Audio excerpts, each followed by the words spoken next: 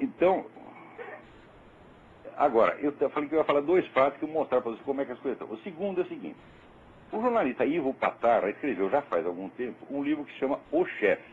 O livro conta a história do mensalão com todos os detalhes e mostra, né, que o seu Lula é o chefe do negócio, era o comandante geral da putaria, tá entendendo? Não tem como escapar.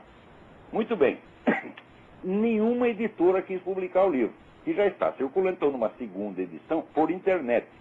O Ivo acrescentou novos materiais lá, e o livro então pode ser descarregado no site www.escandalodomensalão.com.br.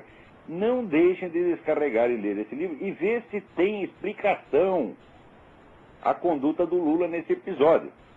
Agora, por que nenhum editor quis publicar esse livro? Por que tem que esconder? Tem que esconder pela mesma razão que tem que esconder as faixas sobre as relações PT-FARC.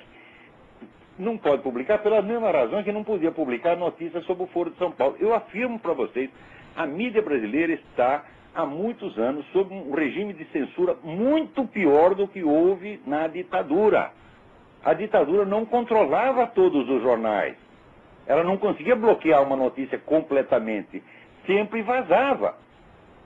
Mesmo quando eles tentavam, censurava aqui, mas saía ali. Às vezes saía sob linguagem disfarçada. Eu mesmo trabalhava no Jornal da Tarde, que era um dos jornais mais visados. Quantas vezes eu não escrevi notícia em linguagem enrolada para enganar o censor e enganava. Eu lembro quando os milicos estavam tramando, era a candidatura, entre aspas, do general Geisel, e não podia então divulgar quem era, qual era a composição do governo dele. Eu divulguei aquilo 2 ou 3 dias de antecedência antes de ser liberado. O censor leu aquela porra e nem percebeu.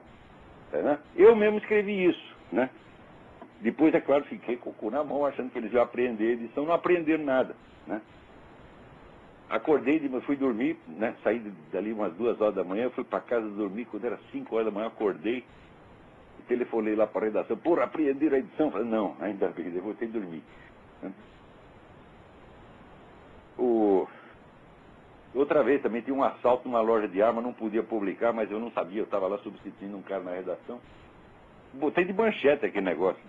Né? Daí, quando tinha um cara lá no Diário Popular, que ele servia para isso, ele servia para ser preso. Era sempre ele, o que quer que acontecesse, eles prendiam o mesmo cara. Era um diagramador chamado Antônio Pinto de Freitas, o Pantera, que tinha sido dirigido no Jornal Comunista em 1930. E ele era o único cara que estava fichado, qualquer coisa, prende o Pantera de novo. Quando acordamos, o Pantera já estava na cana de novo. Mas ia lá fazer meia dúzia de perguntas e soltava o cara. Então, naquela época, tudo vazava. Vazava por quê? Porque a censura era externa. Um censor era apenas um funcionário do Departamento de Polícia Federal que ia lá e chegava no jornal onde ele não conhecia ninguém, não sabendo qual era a rotina ali, não sabendo nem como funcionava o jornal, então era feito de trouxa. Agora, hoje, não. Quem faz a censura são especialistas, são jornalistas. Né? São os próprios donos de jornal. E no meio editorial, a mesma coisa. Então, tampou tudo, não se pode falar de nada. Gente, vocês estão vivendo sob regime de terror. Vocês não entenderam ainda, não? Quer dizer que não se pode denunciar certas coisas, não se pode falar de certos assuntos, é proibido. Veja, no tempo da ditadura, aconteceu que não podia também ter discussão política, então só se falava de assunto administrativo. Se ele era candidato a qualquer coisa, né, ele ia lá e falava de assuntos técnicos, burocráticos, econômicos, e todo mundo estava satisfeito. Então a política acabou.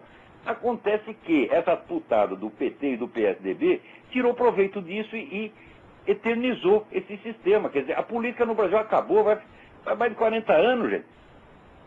Não existe política no Brasil. Política é confronto. Política seria o sujeito pegar isso tudo que está sabendo no mensalão e esfregar na cara do seu Lula e dizer, ó, seu Lula, como é que o senhor responde isso, porra? Né? Chegar na dona Dilma e dizer, dona Dilma, onde é que a senhora meteu o dinheiro da Demar? A senhora vai ter que explicar, porra. Agora, não pode tocar nesses assuntos, é o passado. Eu digo, peraí, como é que é isto? Quer dizer, os chamados crimes da ditadura, entre aspas, nunca são passados. Podem ter acontecido 50 anos atrás, é manchete ainda hoje. É objeto de especiais da Globo que duram uma semana. Aquela história do Caco Barcelos que eu contei para vocês, fizeram um especial de uma semana. Agora, da Dilma não pode tocar no passado da Dilma. Né? E o passado do Lula, porra? Quer dizer que o ano de 2001 é tão passado assim? Quer dizer, aquilo que ele assinou em 2001 não se pode falar mais? Né? E, evidentemente, o mensalão já é passado também, ô seu Serra? Não pode falar, não? Então, você veja a situação de covardia, de cagaço geral e obrigatório, né? E modo que as atitudes mais covardes, atitude de puxa-saco, de psicofanta, se tornaram normas de polidez no Brasil. Aonde que vocês pretendem parar, gente? O Brasil está saindo do mundo. Está saindo do mundo. Então, de vez em quando, né, anuncia assim a mídia exterior já, quer dizer, a mídia que pertence aos caras que mandam no Lula, né? Publica um negócio aí falando bem do Lula, diz que ele vai virar um grande estadista. Estou anunciando, né, há 20 anos estou anunciando para o Lula, na semana que vem vai ser um grande estadista. E depois anuncia de novo, o Lula vai ser um grande estadista. Então, isso aí é que nem o país do futuro, tá entendendo? Então, o Lula é o grande estadista do futuro. Depois dele morrer, ele vai continuar sendo o grande estadista do futuro. Então, como é que pode isso? Então, ó, a vingança será maligna. Muito mais gente vai ler o livro do Ivo Patar, né, na internet do que se estivesse nas livrarias e fizesse o maior barulho em torno. Eu acredito que a essa altura já milhões de pessoas descarregaram esse livro. E vocês todos, né, ouvintes desse programa, descarreguem e lê, ou melhor ainda, comprem o livro. Não tendo editor, o que fez o autor, o Ivo Patar? Ele mesmo mandou imprimir o livro, né, e ele vende da casa dele, você manda lá um e-mail para ele, paga lá, que é R$50, e recebe o livro. www.escandalodomensalão.com.br. E também no Mídia Sem Máscara tem lá uma entrevista com o Ivo Patar, onde o Ivo afirma claramente a respeito do mensalão: o Lula é o chefe, a rede de esquemas é enorme, complexa, e se houver inteligência, Lula não deve saber dos detalhes até para não ser envolvido. Mas é claro, mas escuta, mas nem Al Capone sabia todos os detalhes da máfia, porra, né? Então, divulguem isso também. Vamos fazer um barulho, fazer o país inteiro tem que ler esse livro para saber quem é esse filho da puta que nos governa. Filho da puta, mentiroso, canalha, tá certo? Puxa saco de terrorista, puxa saco de narcotraficante, né? Quer dizer, é uma vergonha. Esse homem merece um desprezo ilimitado, tá entendendo? Essa semana saiu uma notícia que houve um encontro entre dois presidentes, o encontro do grupo gay E-Jovem e o presidente de um negócio que se chama República. Então aparecia lá os dois abraçadinhos, né? Agora, o nome do presidente do E-Jovem vinha em primeiro lugar, né? O presidente do E-Jovem se encontrou com o presidente da, né, República, né? Porque o Lula é puxa-saco de gay, tá certo? Tá lá ele financiando essa escola lá para os meninos, né, aprender a ser gay já desde pequenininho, né?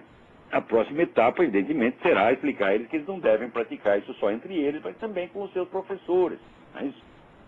Isso aqui já estão ensinando, né? A luta pela liberação da pedofilia aqui já é um negócio impressionante. Não é liberação, valorização da pedofilia, né? Porque, afinal de contas, o sujeito vai lá e come um menininho de 3 anos e explica: não fui eu que queria comer ele. Ele que tem o direito de ser comido por mim, né? E vocês, isso aí é um direito humano fundamental, né? Olha, eu também acho que é. O direito de ser